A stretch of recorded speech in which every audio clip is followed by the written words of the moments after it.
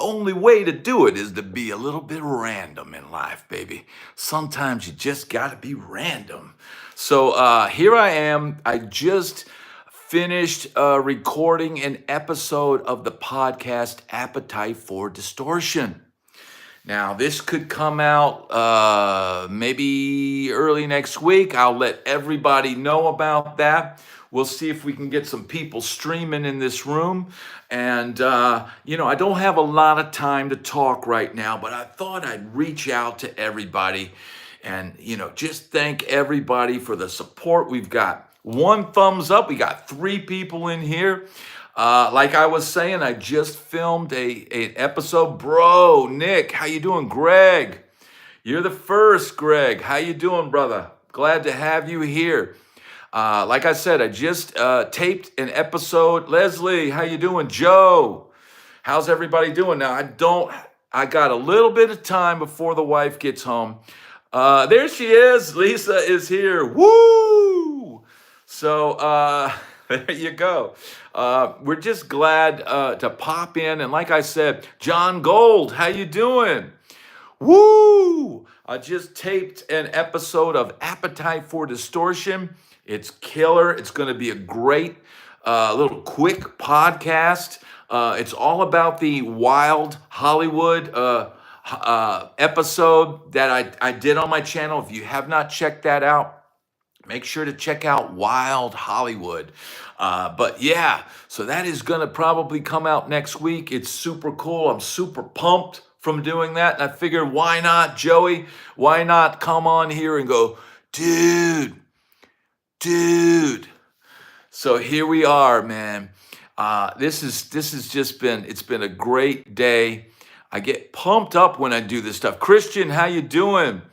I get super pumped up when I do these podcasts, man. Just like, the X5 podcast. If you have not seen that episode, my episode with X5, go see it. They just did an episode with Dog the Bounty Hunter. So I'm in good company.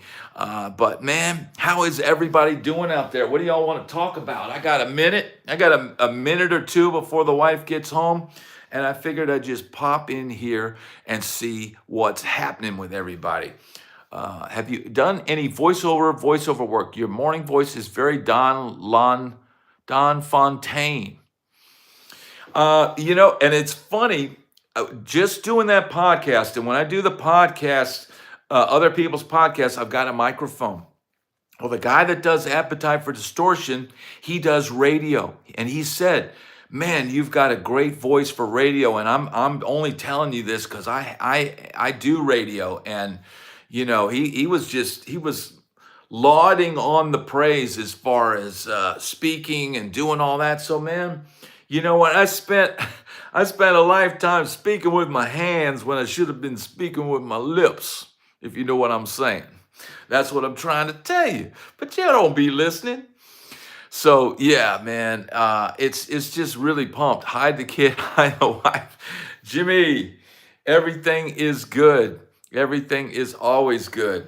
So, what do you guys want to talk about, man? It's you got 17 people in here, 9 thumbs up. I know we can get the thumbs up. Aloha, dude. Ocean Pilot. You can't, I'm not hiding from you. I'm right here. But they will be back shortly. They're going to bring me some dinner. So they went out to get something to eat so I could do this podcast. And then I figured, why not? Mark, howdy, how you doing? Now, why not come on here and talk for a little bit? They're sharing a steak, sweet potato, and salad. She's living the good life. Daddy's at home drinking sparkling water and talking on podcasts, and they're out eating steak. Vancouver Island, YouTube, Isabel, good to have you here. Did you see the Beato interview with David Gilmour? I have not had a chance to watch that, Synthetic. Have not had a chance to watch that. It's hard for me to watch that stuff when I'm watching Mia. She doesn't want to hear Rick Beato. Yes, Joey, thank you so much. I would love to do more. Hey, you know what? I'm going to throw this out in the universe. I would like to be a host on XM Radio, Hair Metal Nation. Freddie, how you doing? Just open YouTube on my Echo Show and saw you're live. That's weird. As I was searching through emails to contact you. Well, Freddie, you got to hit me up. We got to get that got to get that done, brother. Gilmore didn't look too sprightly. Okay, well, he's on up there in age, man. Yes, Freddie, hit me up, man. I'm here. I got you on the books whenever you're ready. So, favorite Beatles album.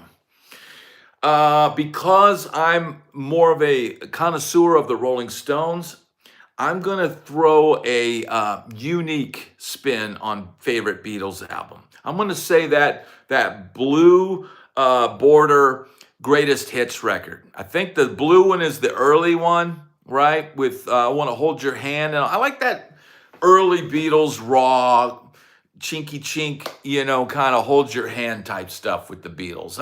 For me, if I want to listen to psychedelic stuff and all that, I just go straight to the Jimi Hendrix. I like my Beatles in Beatle boots and outfits and doing the 67 to 71. They were both great. Yeah, and I think I got the red one after, but the blue one, man, it's just all the hits, man. Oh, red is the early. So maybe it's the red one that I like. Does it have Love Me Do? I like that song a lot. Amos, how you doing? Early Beatles. Yeah, I'm an early Beatles guy. I like the early stuff. I saw her standing there. But they got so many great songs. So, red was the early one. Okay, so it must have been the red one. I'm just thinking that's what it was. But, like I said, they had so many hits. I felt like it was the blue one, but maybe it was the red one I had. We bald guys need dirt cheap wigs. A Beato wig for $26.95 at Walmart. Maybe a badbrad wig. Hey, all you got to do is go on my Amazon link in the description to any of my videos. Click on Amazon. It's the 70s hippie wig. It's the 70s disco hippie wig. Yes, Amos, thank you. 8-track, wow, you too. Long and Winding Road, that's a great one, yeah. I have a few minutes until I have to leave for rehearsal. Right on, Mike. We're glad to have you here. That's the blue one. Yeah. So I'm a red Beatles album, red greatest hits. That's the one I like. Yeah. Because even though I like those songs, the Long and Winding Road and all that stuff, I love those songs. But I like the real happy dappy Beatles, screaming girls in the audience, Ed Sullivan type Beatles. That's what I like. I like that clean, jangly, compressed, kind of Beatles sound. So how's everybody doing? We got 31 people in here. Most successful are never bald. They all have nice hair. Christian, I don't know if that's true. There might be some bald. I mean, who knows? Maybe that's the secret. Yeah, I love Me Do. I like the Rickenbacker sound. That's what I like. That jangly and Harrison on that Gretsch and what was and Paul on. I'm not a huge fan of the sound of the Beatle bass. I know that's a thing, and I know that's the Beatles sound, early Beatles sound, but it's not Hofner Beatle bass. Yeah, it's not my favorite bass sound in the world, but it works for them. So yeah, got a little bit of sparkling water here. Yeah, Hermit, how you doing, brother? Glad to have you here. 230. Yeah, as far as just examining it as a bass sound. Mia wants to get Daddy a guitar for Christmas. Oh, so tell them what they should they should get me for Christmas. Do you have says it does have very little bass. That's probably my question. My favorite bass sound is a precision bass. I like a P bass. Most funk players and R&B players play jazz bass, but I like a P bass. It's rounder. It's got more low end. That's my favorite bass sound if you want to talk about analog bass. So Yeah, Jimmy, I got a P Jazz, right? So precision bass, because the precision only has that middle pickup, right? But if you throw a jazz pickup in the back, then you got both sounds, and that's a really versatile bass. So that's what I like. P bass, yes, Jimmy. P bass is the jam. Captain Coke, thank you. It is a good '80s wig. Thank you. Thank you. I appreciate the $2 for the '80s wig. Oh, wait a minute. Was that a. No, thank you, Captain Coke. I'll take that. In fact, if anybody wants to tip and talk about my wig, we can do that. I just had to, when I did the Appetite for Distortion um, podcast, I could tell right when I logged in that he thought I was wearing a wig. So I just went, see, bro, it's it's not a wig. But oh, Captain Coke, you rock, bro. Thanks. It doesn't matter. Hey, here's the thing, man. If you tip and give a super chat, I don't care what you say. Just keep it clean. Just keep it clean.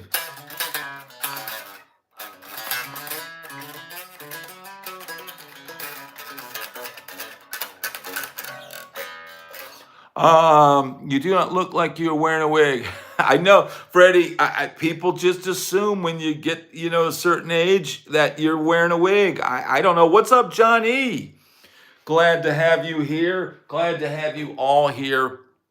Just wait until the wife is out having dinner. Your voice and demeanor remind me a lot of my old guitar teacher, Rebel Jess Walker. I know you call yourself a muso, but some guys just have that rock and roll attitude. Well, I have the rock and roll attitude.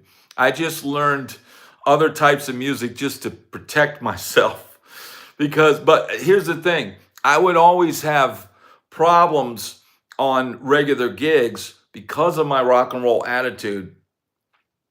I never quite fit in those other gigs, even though I could play those gigs. But I tell you what, the reason why I spent any time at all, messing around with jazz or learning how to play over these non rock and roll chords is I never wanted to be that guy who they just assume can't do it. I never wanted to be on a gig and have them call one of those tunes and have me just stink my way through it. Hello, Dana, how you doing? So I just knew I needed to learn that stuff just to keep those guys quiet. There's nothing worse. They assume you're a rock and roller if you look like a rock and roller. And I always looked like a rock and roller. So when do I ever sleep? Yes, Chris, every night around 9:30 till about 4 or 5 in the morning. I got up this morning at 4:30 and did the Sammy Hagar video about the residency in Vegas. I got up at 4:30 and I put 2 videos out in my members section today. 2 new videos. Both have playing clips, and the one I put out yesterday has playing clips in it. Yeah. So I put out. If you join the member section, you get to see the videos early. These videos eventually get released. And did you see that Bonham was let go? Yes, Chris, that is a great topic. Do you have any hand issues now that you're older? No. The only issue that I have is downstrokes. So if I had to play in a punk band, and I'll just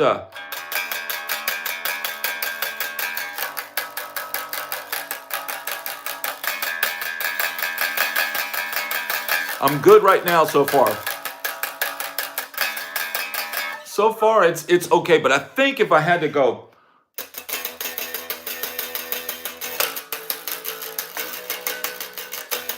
it starts to burn out. It's starting to where I can't do downstrokes like that. Just punk rock.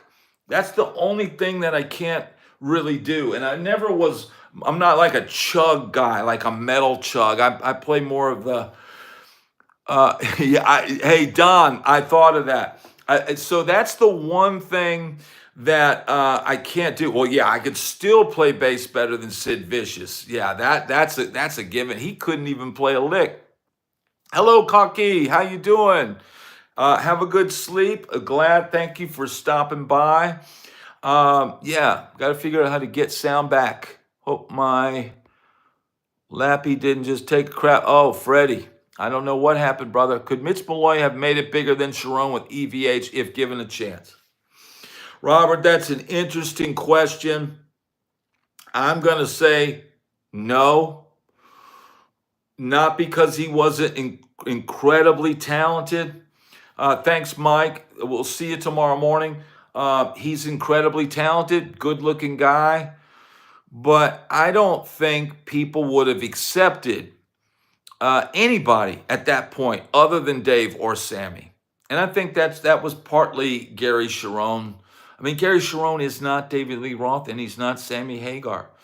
Mitch Malloy is a very talented musician and great singer with a great voice. But David Lee Roth had that charisma. Sammy had that chutzpah.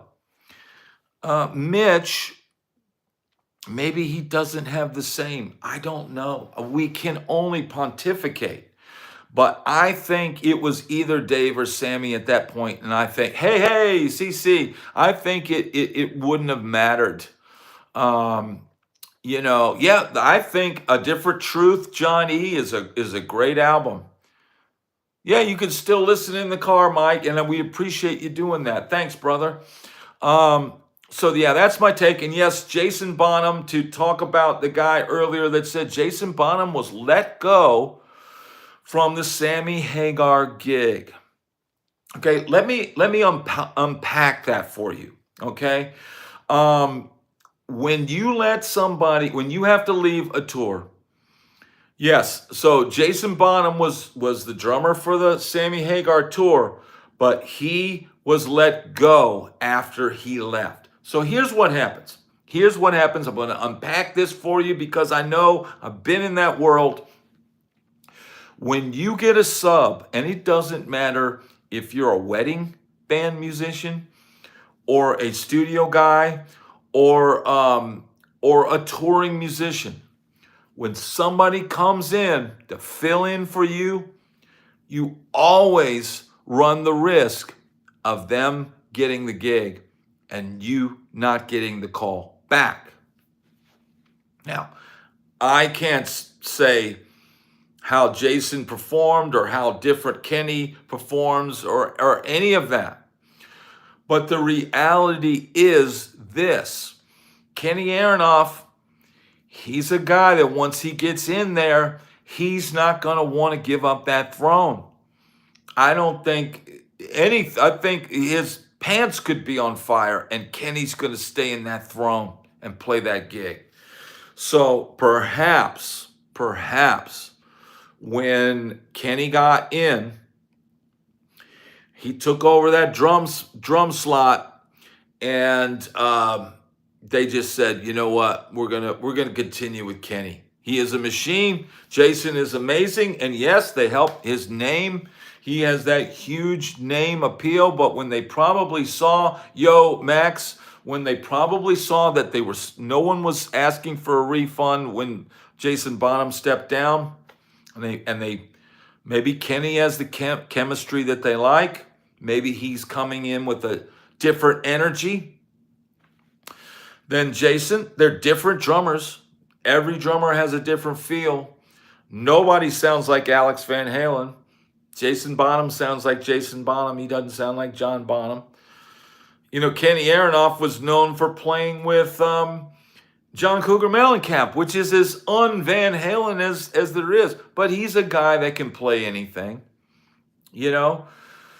So sometimes the guy will come in and he'll sub for your gig, but then you don't get your gig back. And that is why I tried to never sub a gig out. I tried to always be. And you know what? Sometimes you can recommend somebody who you know is not going to do a better job. so that your job is safe when you're ready to come back. Just saying. But yeah, hit that like button. Thank you. Thank you, Freddie. It all helps the algorithm. Let's get those thumbs up. If you so yeah, that's my take. That's my take on why that maybe happened. And I don't know because I'm not there. And I know people, oh, you're just speculating. Well, dude, look at what happened. He subbed out his gig. A guy came in, and now the artist decides he's going to stick with the guy who came in. Pretty much spells it out. Pretty much spells it out what happened.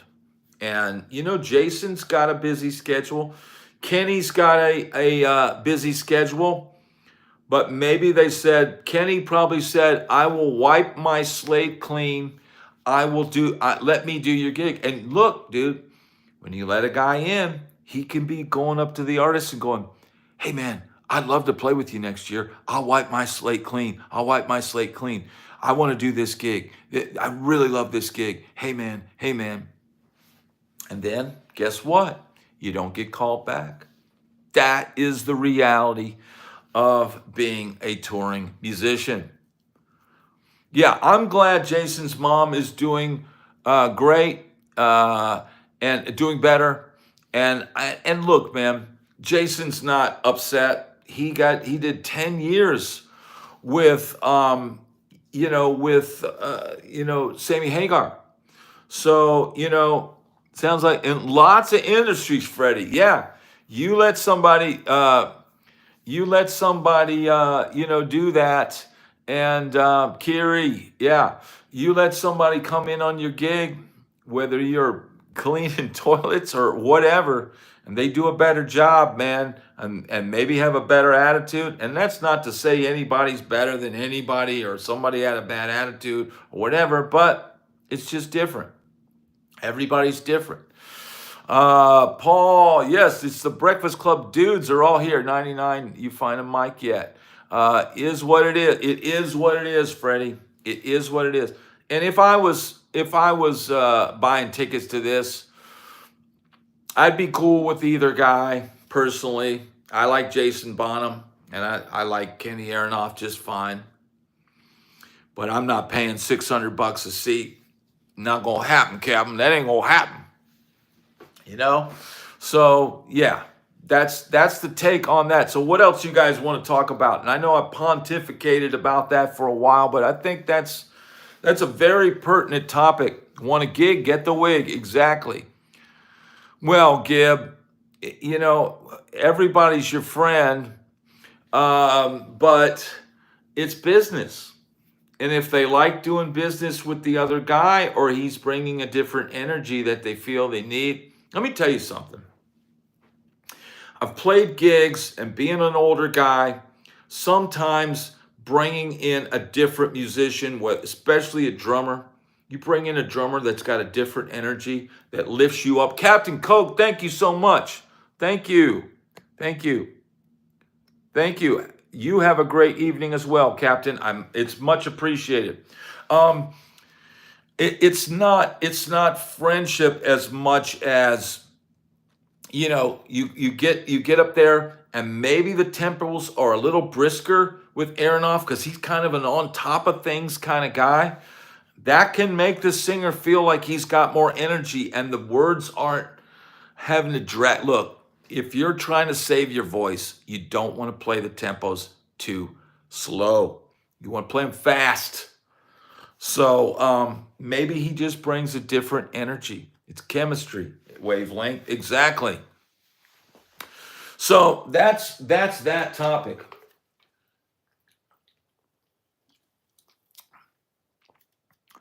Maybe Bonham is going to tour at Black Country Communion this year. Yeah, I don't know about that. I don't know. I don't think Joe Bonamassa needs to tour with Black Country Communion because he sells so many tickets as as he does. So vocal home recording or Freddie, what's the other? Could Greg Bissonette replace Alex since Dave hired him? Well, look, nobody can replace Alex. Nobody can replace anyone. There is no other Alex Van Halen. That's why it's without Eddie and without Alex, it's only half of Van Hagar. That's all it is.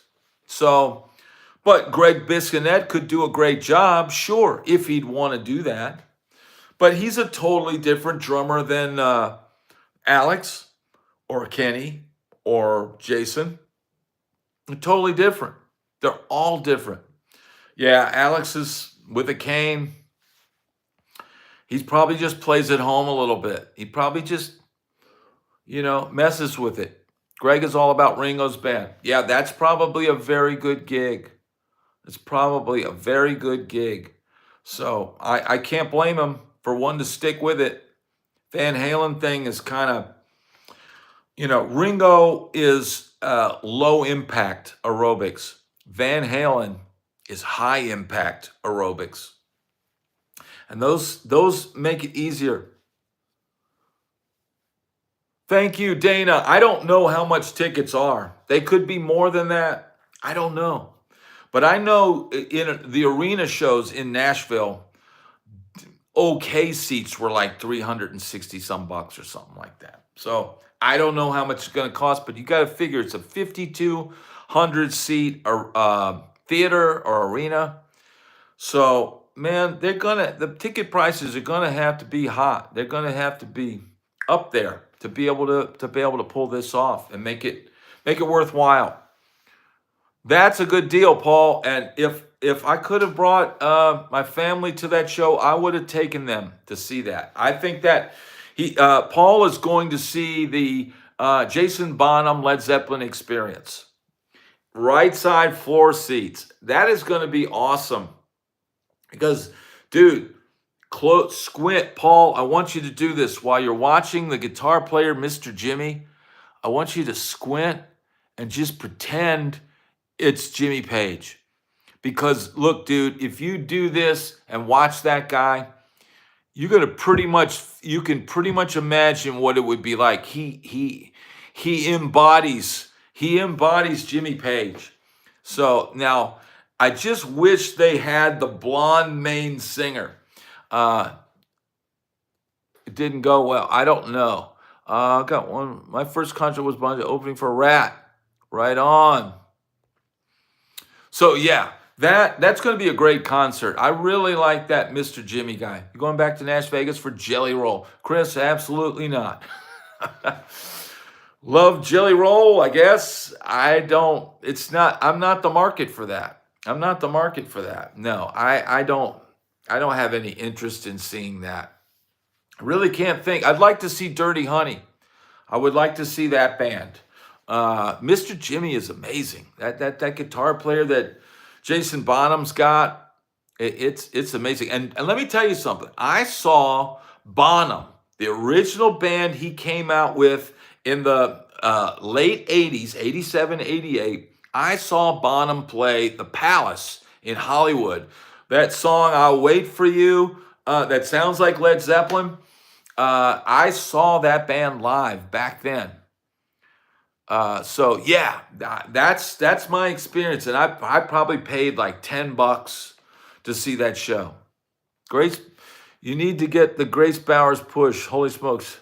Yeah, Chris. Well, it is what it is. She's very photogenic, and that is what it is. Stardust, glad to have you here. Yeah, Black Country Communion is good. It's not really my thing, but yeah, they're good. They're good.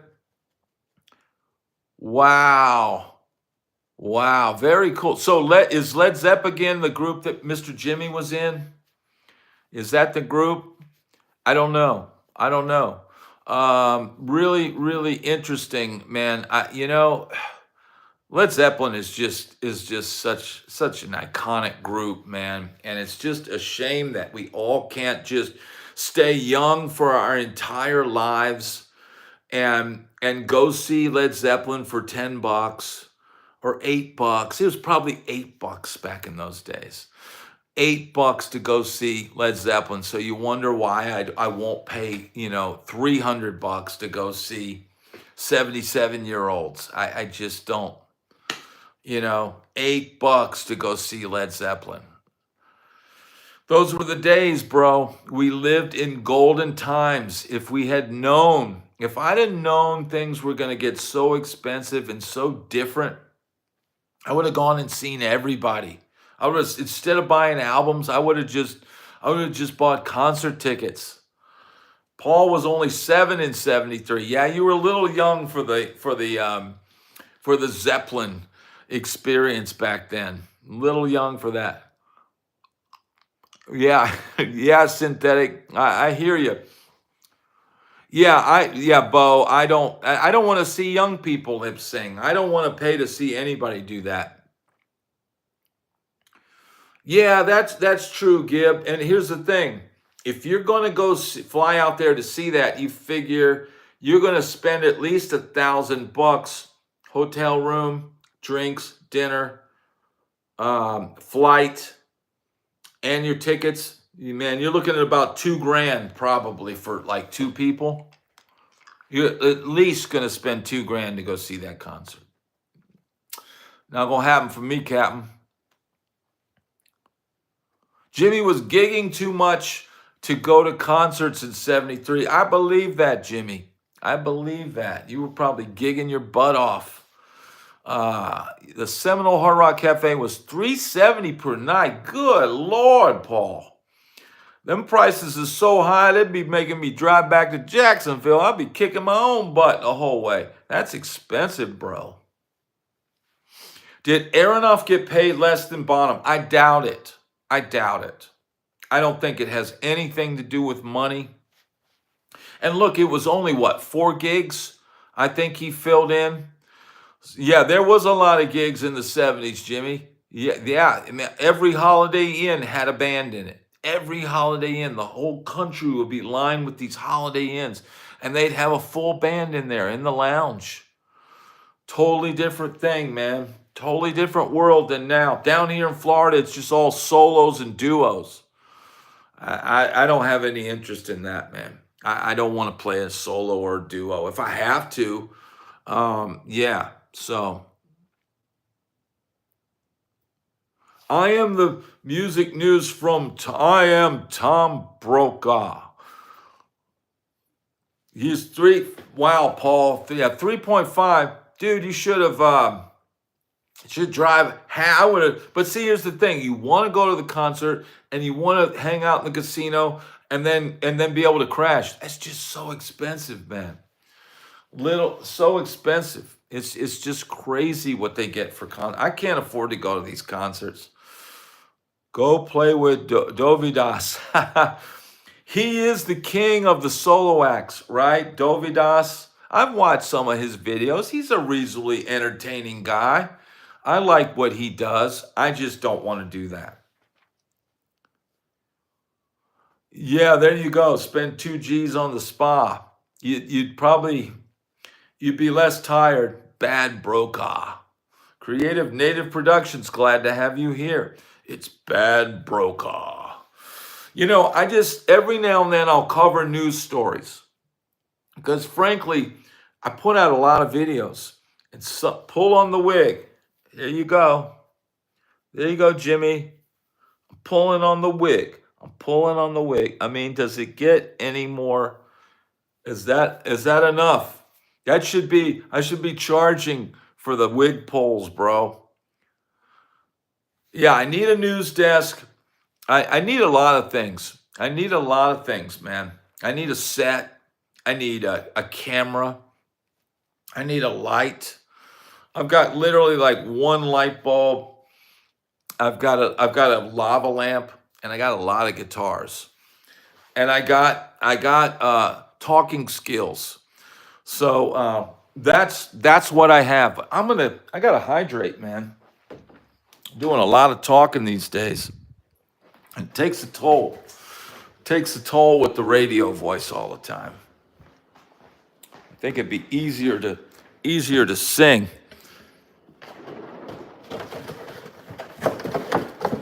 Here we go, baby. This is unofficial plug. Unofficial plug. Getting something to hydrate with. And we are back. Yes, indeed. Let's see. What did I miss? Ever watch Wings of Pegasus? I have. I have watched it. I like his show.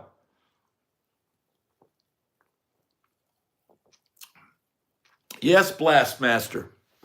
Why not take it back? Guitars and lava lamps, bro.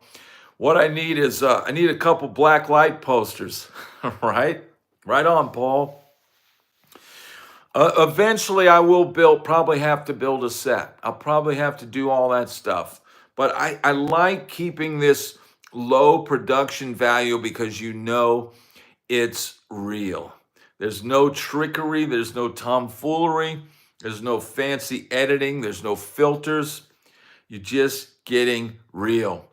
Blacklight was big in the 70s. It was. Most perfect guitar solo. Kid Charlemagne, Larry Carlton off of, yeah, Kid Charlemagne, Steely Dan. Second perfect, Third World Man, Steely Dan. And I think that's Larry Carlton too, right? So somebody says 25 or 64. That's a classic. Round and Round's got a great solo. Be Real. I guess I could use that. Favorite Van Halen solo. Woo! Favorite Van Halen solo. I'm just gonna throw this out there. I'm the One. Just maybe as a whole. Maybe it's not the solo, but as a whole. Cult of Personality solo is unique. It is unique. Ice Cream Man is an incredible solo. That is the hardest one to play. Probably that might be one of the hardest Van Halen solos to play, even though it's a blues solo. The stretch that he does, the pattern that he does on that. It's why you'd always see Eddie Van Halen sit down later in his life to try to get the hand angle to play that. It's a very hard solo to play. Top Jimmy's got a great solo. That's the outro to that. Yeah, the first stretch is tough. Yeah, it's the stretch that's the hard part. End of Comfortably Numb, that's a great one. That's a great solo, very emotional solo. Yeah. See, you just gotta hydrate. Stargazer, Blackmore's Rainbow. You know what Blackmore solo I like? The solo he plays on Stone Cold with Joe Lynn Turner. Is that Rainbow? That solo is really cool. It's really understated and really cool. I tried to find a live clip of him playing that solo, and the only live clips I could find of them playing Stone Cold, it's like they cut the guitar solo out of the arrangement or something. It's weird. It's weird. Highway Star is great. Yeah. I had the Made in Japan album when I was a kid.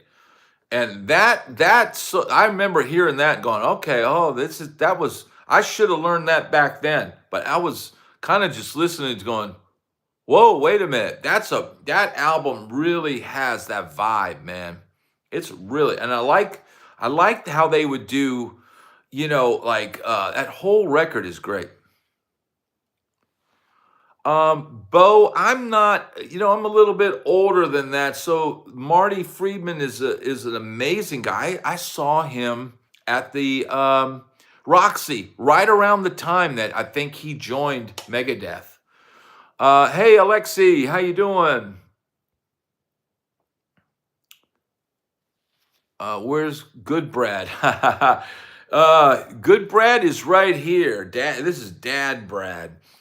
Plays at the end of You Think You're Tough. Let's see. Reeves Gabriel has some killer souls. Tin Machine. I need to re-examine the Tin Machine stuff. I didn't get into it at the time. So I'll need to check that out. Were there players in bands that were tough to keep up with? By tough to keep up with, do you mean by how many you couldn't drink as many beers as them, or just playing wise? You got to remember back in the day when Guns N' Roses and Van Halen and all that stuff was out. In essence, it was all hard to keep up with because there was no tab, there was no YouTube. You just had a record player or a cassette that you'd have to rewind to that lick and try to figure out what it was. So it was all hard to keep up with. You really just, the thing that was different back then is you would come up with your own style. And, I developed some of my own licks just trying to emulate what I thought other people were doing. But I never learned eruption note for note.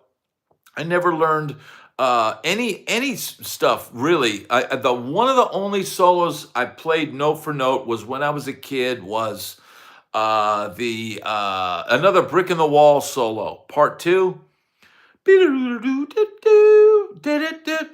Woo woo woo. I had a teacher that made me learn that note for note. Then when I was in college, I had to learn like a Johnny Smith playing Michelle by the Beatles. I had to learn this jazz solo note for note. I learned that.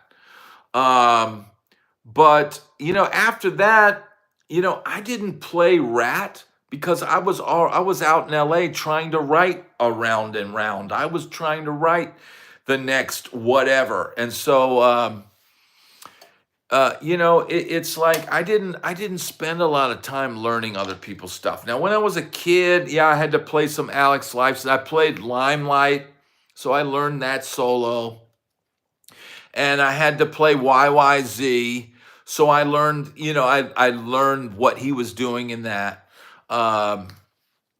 Yeah, Gilmore had an amazing tone and touch. Any Rat stories?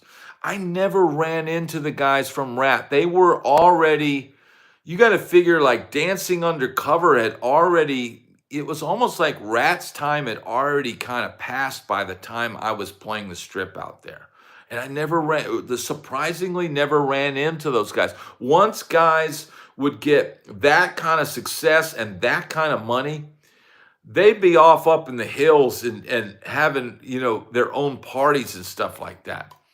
I used to be able to play YYZ, Freddie. Yeah, I mean, dude, we're talking 36 years ago or 38 years ago.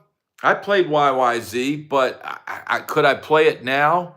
No, I'd have to learn it. I remember there was I know parts of it, but I don't remember all of it. It was so long ago. But yeah, I could learn and play that. I could play that. I could play bits and pieces of it now, just because some of it stuck with me. But that's actually not that hard to play. Funeral, thank you for being here, brother. Here we are having a great night. It's not that complicated. I mean, look, you got let's see. It's not that complicated because, and I don't have this plugged in, but what is it? Wait a minute. Why is this? Is this into?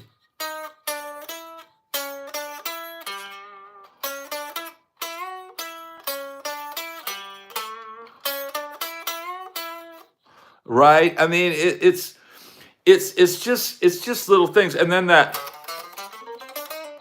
it's just some run. I don't remember what the run is.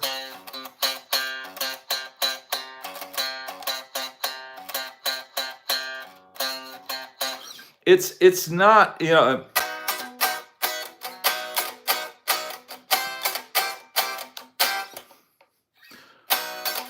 those are the kind of the basics of it.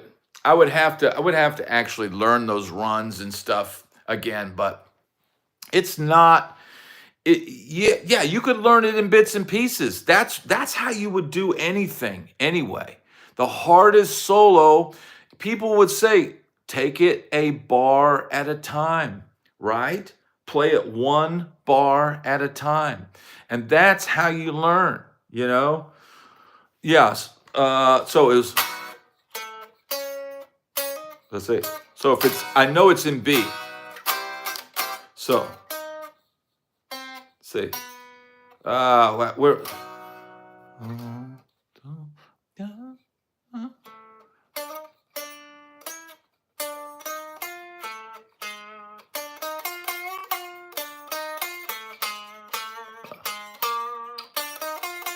So wait a minute. So maybe it would be.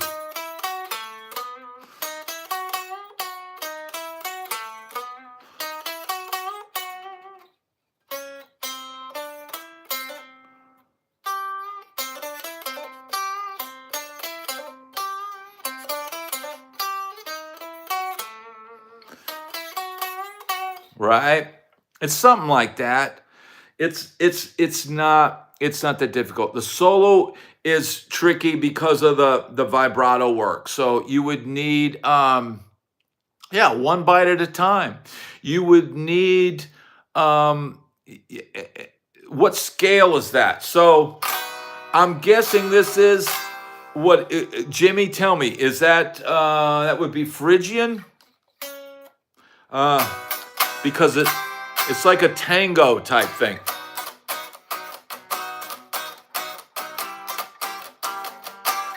So I'm just guessing. So wait a minute. So that's Mixolydian. That's all Mixolydian right there, right? And that's just major. That's just a major scale. 1, 2, 3, ding. That's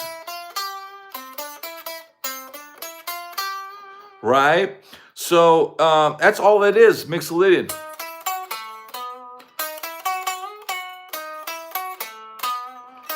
Right? I don't want to get a copyright strike. Hopefully, yeah, it's a major scale with a flat 7. That's all it is. That's all it is. And because he's playing a dominant 7 chord there, so that's Mixolydian. You know, any dominant 7 chord, you know, Mixolydian's a.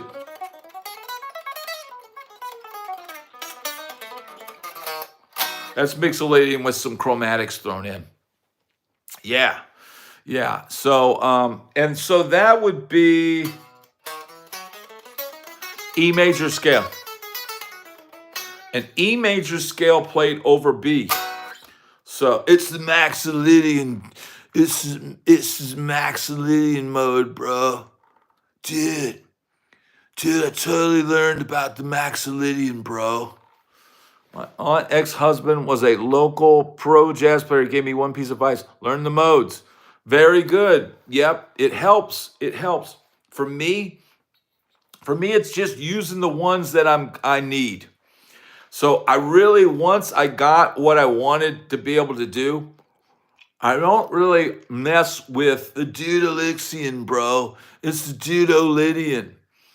So I don't really mess with, I don't use Phrygian really because I don't play in a mariachi band. I learned harmonic minor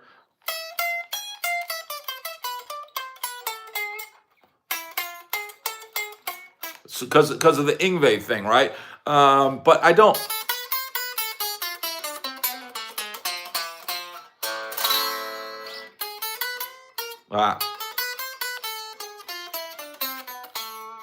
Right. And I don't play that style anymore. So it's like, but you can use that.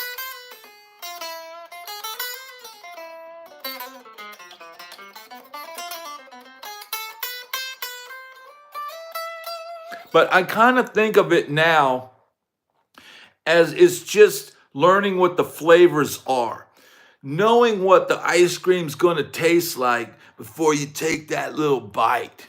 So so I know this is salty and I know this is sweet. And I know if I combine these two things together in the right proportions, what it's going to taste like, what it's going to sound like. So that's kind of how I think of it now as far as notes. I don't sit there and think about scales as much now as if I'm here. I know I have that. It's different sounds. It's different sounds. So that's kind of the way I think of it. And mixolydian is a sound. But I have like I did. You have things, solo stars. Right? I know if I'm playing a dominant 7 there. If I'm playing. Now look, say, here's the thing. So there's mixolydian, but you can add the, the flat 5, right? So it's sharp 4, which is like a Lydian type thing. So if you're playing James Brown in the key of D,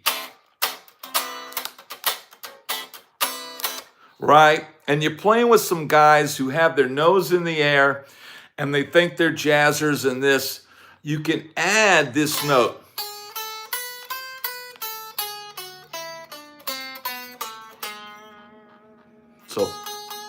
So hear that?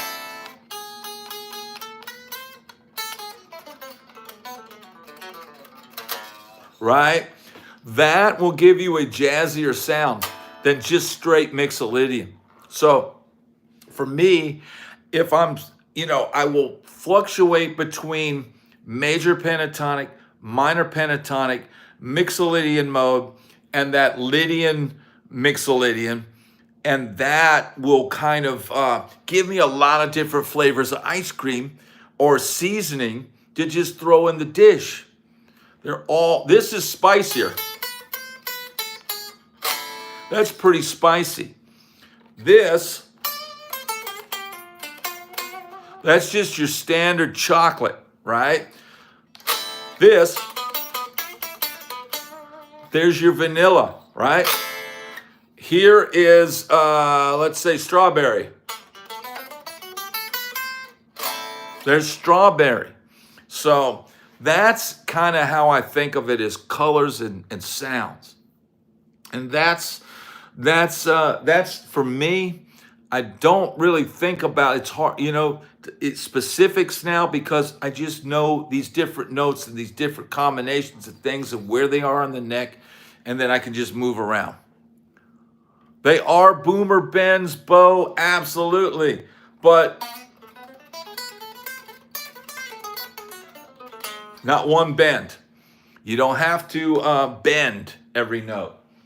You don't have to bend. I don't have to play any bends. Why does everyone get Smoke on the Water wrong? Because they don't bother trying to learn. What cage are those strings? You mean gauge. These are 10s, 10 through 46, right? Standard 10s, Diodario or Ernie Ball. I hope that helps, Freddie. I hope that helps. Richard, I just shot a couple videos today where I'm playing some more on some of my upcoming talks. So make sure you subscribe to the channel.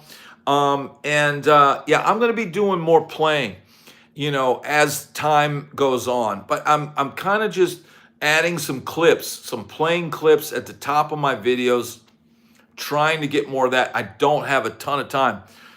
Awesome, Freddie. Awesome. I'm glad that helped. Ever used a bow pick? You mean an e-bow? Have not. This is my toughest guitar to play. It's just really stiff, and it's right. So I practice on this just to keep the hand strength up. Hey, Missouri, how you doing? How's everybody doing? Hey, got a request. How about play Sabbath Sweetleaf? Reason I'm asking, I like to see how other guitarists play. I play it like Speak of the Devil. Well, here's something that I was just talking about, Joseph. When I would have been a guy that would have been learning Sweetleaf, I was going to GIT learning sweep picking. So you'd be better off saying, show me how to sweep an A minor arpeggio. I don't know Sweetleaf. I never had to play Sweetleaf. And I didn't get into Ozzy until the Randy Rhoads era. So I know a little bit of that stuff, but man, by the time it was time to play that style of music, I was on the strip playing my own original riffs. So I can't, I couldn't even hum You Sweet Leaf right now. I know I've heard it, but I don't know it. I don't know the riff. It's in Maxillidian, man. Totally. It's totally in Maxillidian, bro. It's in the Maxillidian mode. I couldn't play round for round. I did not officially meet Jennifer Batten, but I saw her and poked my head in one of her counseling sessions, teaching guitar. And so I poked my head in and watched her, demonstrate what she was doing. And everybody at those times had these axe sack. It was this sack that you would put on the back of your guitar. Somebody was trying to market that. And it would protect the finish of the guitar. But I wanted my guitar to look as beat up as it could. So she had an axe sack, and a bunch of people that taught at GIT all had axe sacks on the guitar. And I was trying to make mine as beat up looking as possible.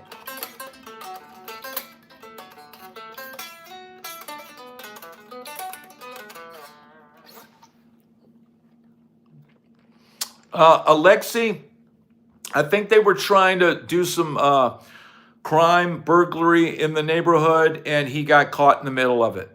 Do you like any carbon fiber acoustics? Bo, I'm not familiar with them. I don't know if I've really ever played one. So I can't really speak on that. Richard, that's assuming. Hey, a gentleman never kisses and tells. What was that commercial? Remember that commercial? All my men wear aqua velva, or they wear nothing at all. That's my commercial. How about some Randy Rhoads? If you want to play Crazy Train. Here's the deal, Joseph.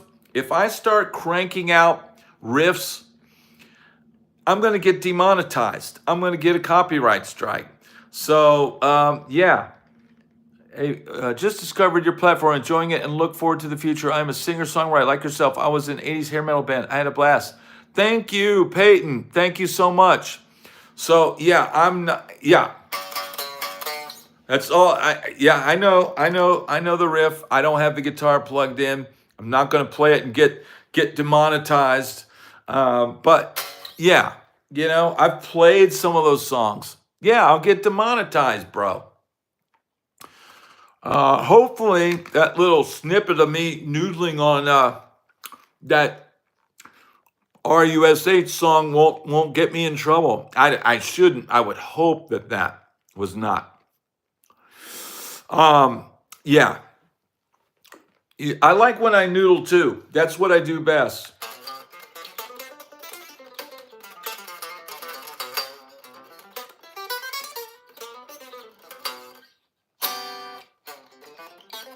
Here's the thing, man, with the guitar. And I hope you guys can even hear this. Can you hear this? Right. So, be able to take a chord and be able to play something on that chord.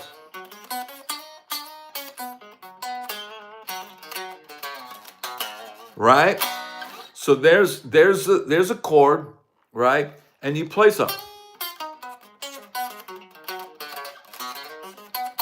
Now the same thing would be if I played a major 7.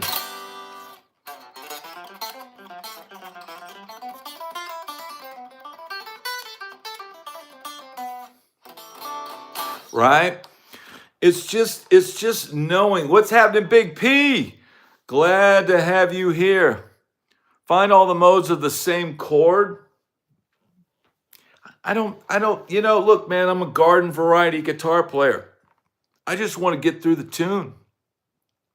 And when it all comes down to it, you are going to play all notes over every chord. The scales just give you license to do it and give you a way of calling it something. But if you're trying chromatics and you're adding chromaticism in, you're taking an 8-note scale and you're adding the other 4 notes, 9, 10, 11, 12. Then you've got all 12 notes. So it just becomes a matter of knowing what they sound like before you play them. Are you alternating picking? Yes, I'm almost always alternate picking. And I will practice that,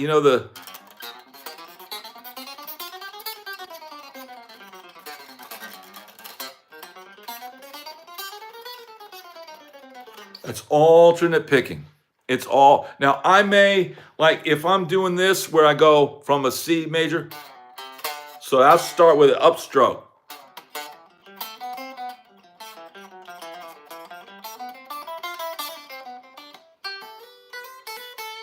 I'll do stuff like that, start with an upstroke just to,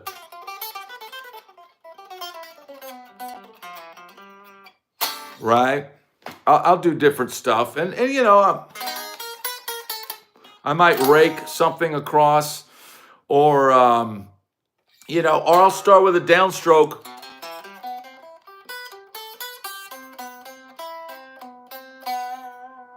Right? I'll do stuff like that. But being able to play a chord and then solo over it. Right.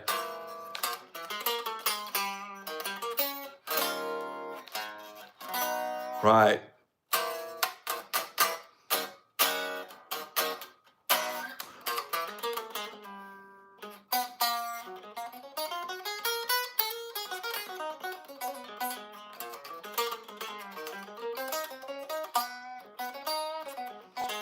Right? It's all stuff that,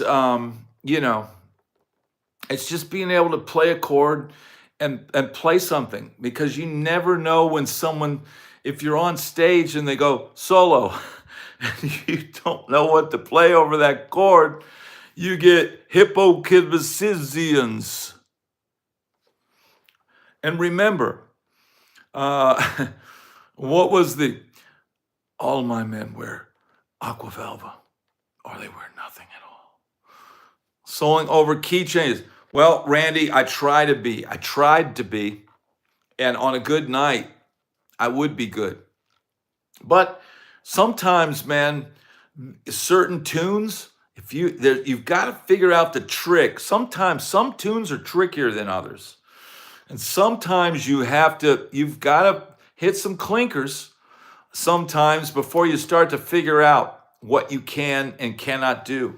And if you're getting sent a solo on a song that you've never played before, that can be intimidating, because you can hit some notes, but you have to be able to quickly recover, make it sound like you meant to throw that odd note in there by descending quickly to a resolution.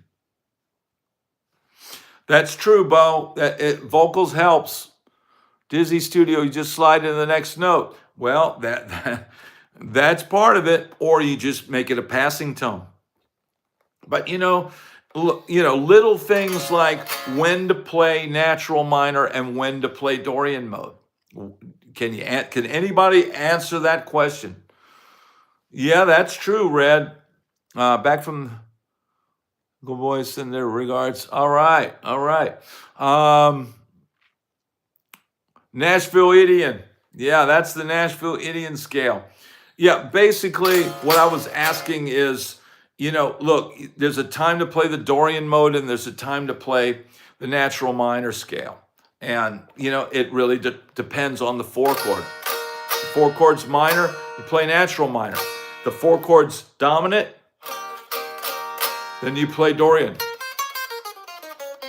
which is the same as playing Mixolydian over it.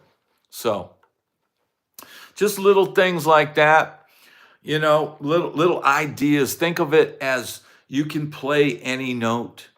Just start experimenting with playing different notes and learning what they sound like. What the F is a dominant? Well, dominant 7 is Like what's that song? That chord, that's called a dominant 7 chord. It's just I've got a flat 7, so or an A7, 1, flat 7, major 3rd. Like blues, that's a dominant 7 chord.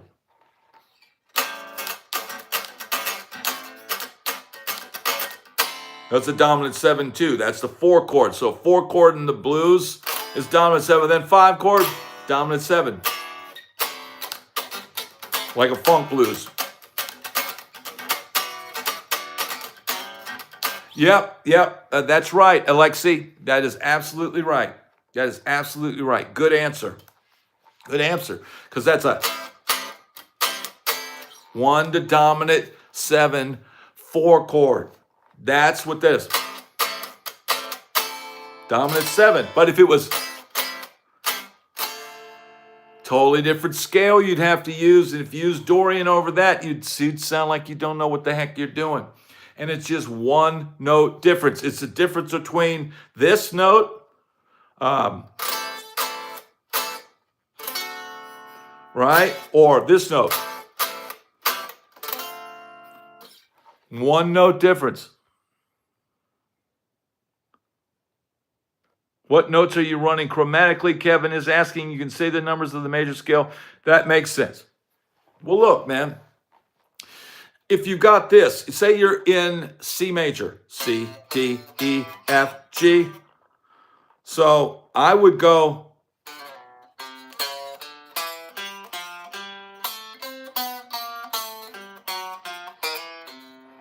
You could play all of them.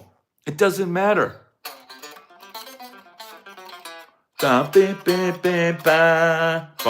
Right? So here's the 3rd. And I'll just target down to the 3rd. Bam, bam, bam, bam, boom. Right? Whenever there's, they're all like that.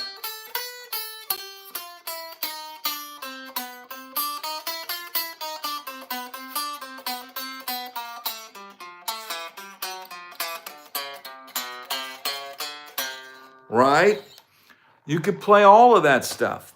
There's, as long as you resolve on a right note, you can play all of it. It's called targeting. This is something that I learned at GIT, and it literally opened up targeting the note. If I'm going to the 3rd.